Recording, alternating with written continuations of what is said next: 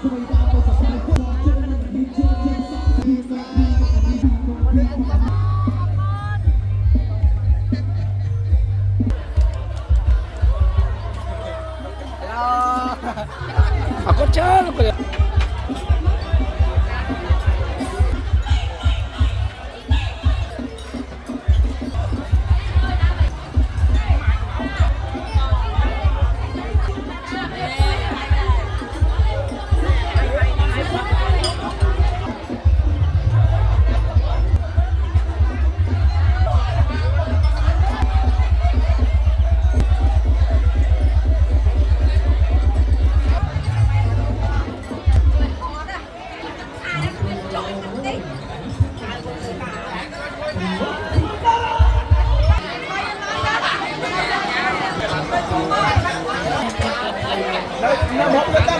Đi đâu mình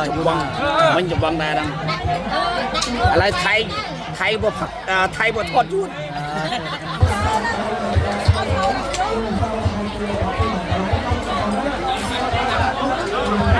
bà bỏ nó đi ô phía cha bỏ nó phía cha đang phía cha đó là cao sập top phía cha đó anh em thoát cái trong quê này phía cha đó phía cha đó chết rồi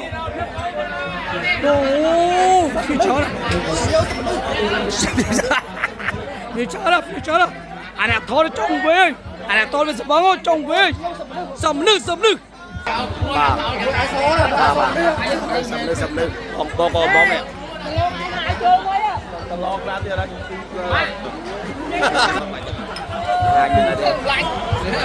mai cho anh